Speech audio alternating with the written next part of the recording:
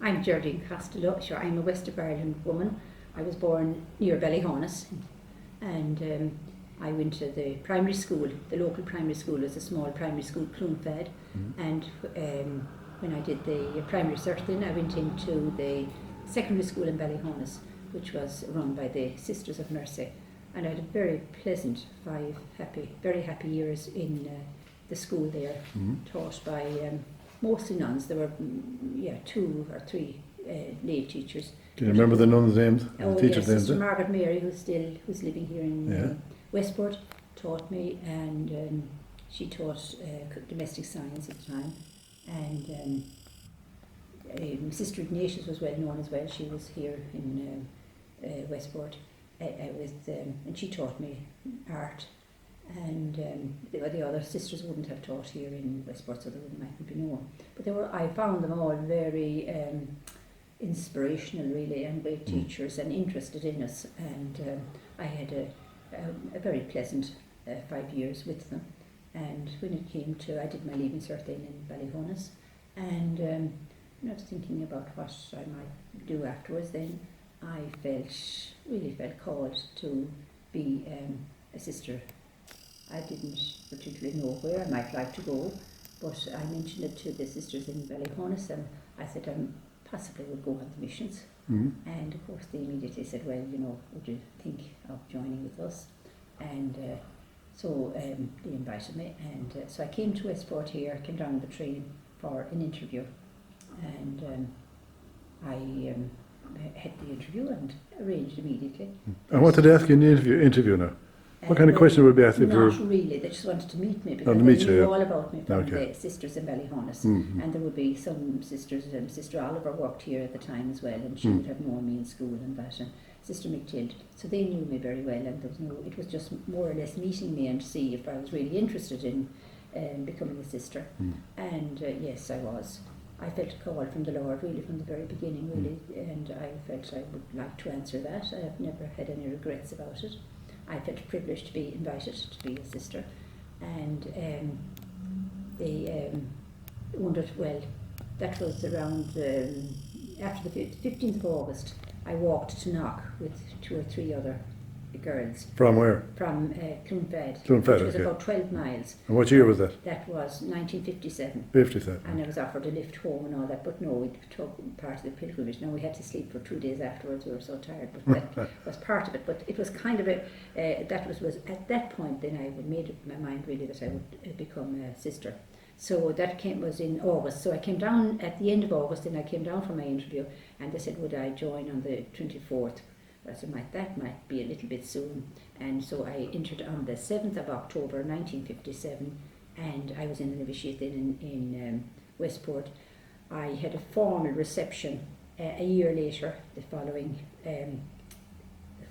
August, I think it was, and my family came to visit, and that meant you got the white veil. You wore a white veil then, and I was a year then. The lot of prayer and all that type of thing. That was called a spiritual year. That was the next year, and then there was 2 years after that. I helped out in the schools, and we did a bit of, I suppose, study and all that type of thing. We did a good bit of theology and spiritual books and prayers and all that type of thing. And were you taught it or did you read it? Read it mostly. Read it mostly, I suppose. And had you tutors or mentors? Not really, or? no. Well, we had mistress novices really, and she would give us direction and all that type. Yes, would be direction. It was pretty strict.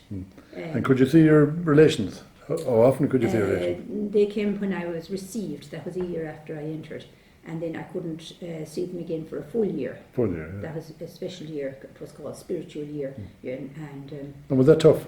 It was. Well, it was certainly. You missed your family. Oh, very much so, very much so. And at the end of that year, then we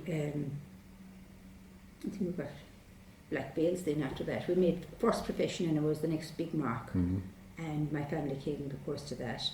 We had a nice ceremony and all of that. Was that in the convent? In the convent in Westport. Yeah. And after that, then I went to the training college in Dublin, in the Carysborough Training College for 2 years, and I studied there. I came home then and I made my final profession. And that was, you know, What year was that? That was 1983. 83. And when you said you went to Carrisford, was that for teaching purposes? To learn to teach? Yeah, it was a teacher training college at the time, closed in, and it was run by the Sisters of Mercy. For national school? For national school. So I taught here in Westport for 10 years. I taught in the primary school. And very, very happy years, really. I thought the children were lovely in Westport. Lovely to teach and lovely to work with. And they were all sisters at the beginning. Gradually then we had the first lay woman to teach with us would be Mrs. Joan Hastings. Remember her, yeah. The Lord have mercy. And what nuns were with you at the time then? The nuns that were with me at the time were Sister Frances Mooney was a wonderful teacher. She was the pre-Beadja, and she was which was admired by the inspectors and everybody when they came in, because it was a very well run school, and she was well educated herself. She'd gone to the presentation convent in June, and then she was trained teacher as well, very good at singing and all that, so I would have learned a lot from her as well. Another person who was with me there was Sister Oliver, and she died about 3 or 4 years ago. Well liked and well known, and a great teacher, and good with lovely little operettas and music. No, she was musical, yeah. And Sister Mary Kincannon was with me, and Sister Hilda Kilrayan, and Sister Mary Teresa, and who else was there? The Dempseys with you? Pardon? Margaret Mary, was she there? No, she wasn't there. She came back and taught in the secondary school soon after that, but she always taught in the secondary school. Angela? Angela taught in the primary school.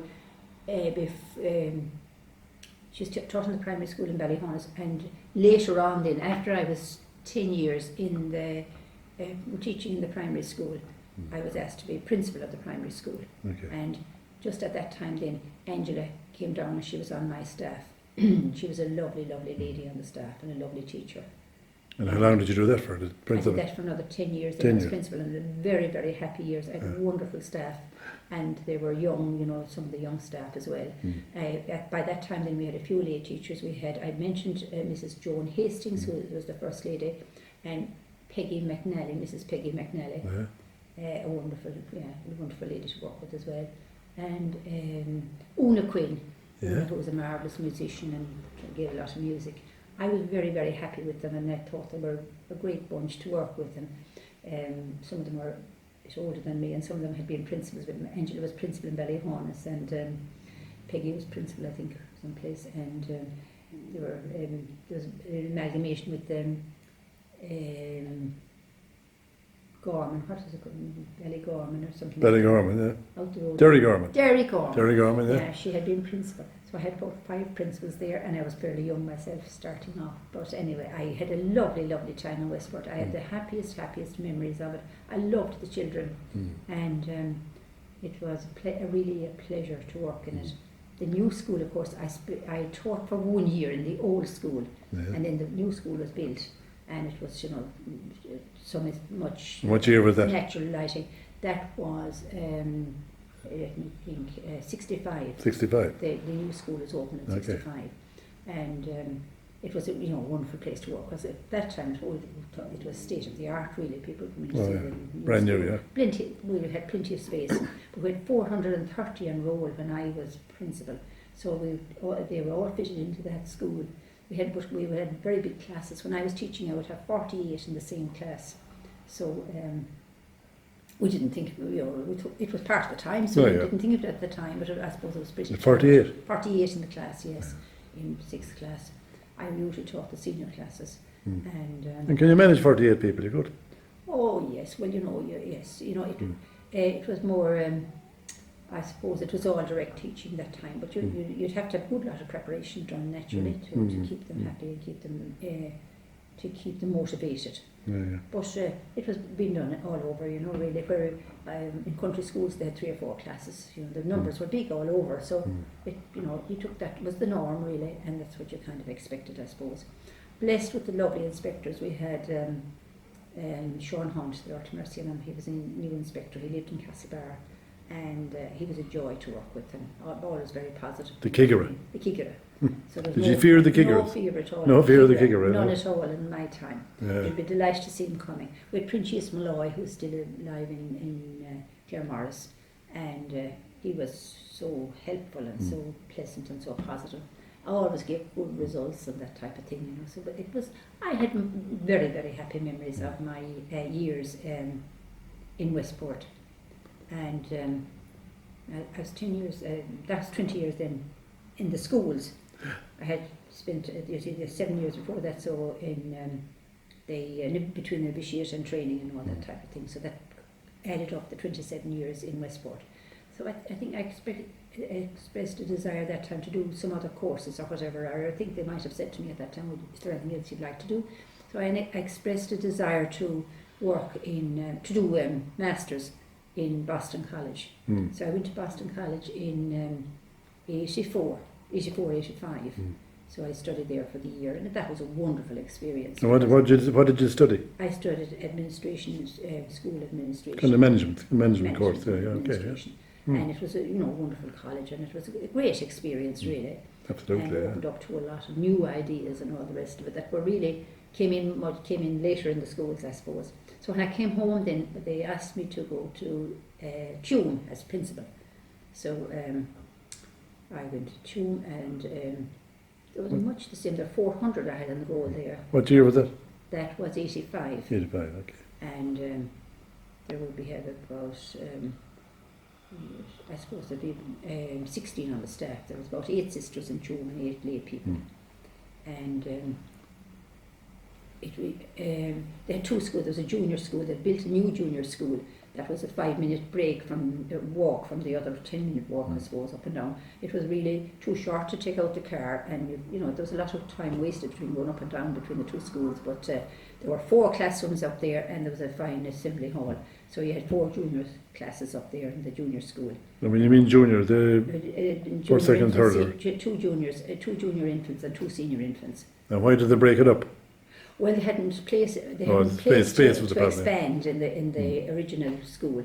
So these 4 classes were up there. But I remember now there were 37 in each of these classes up there. So the classes were very big at that time as well, naturally. But they had plenty of space and plenty of yard space, and it was a new school. And I suppose they came down. The teachers came down for staff meetings and that sort of thing. And did you bring many changes now with what you learned in the States? I can remember when I came home, and I had a few books in that, and there was a lot of talk about learning on the right side of the brain and that type of thing. Now, there was one of the teachers, Sister Geraldine Larkin, she taught here with me in Westport, and of course there was a good number of travellers in Tuam, so they felt, well, it was harder to keep the standard as high, I think, as Westport.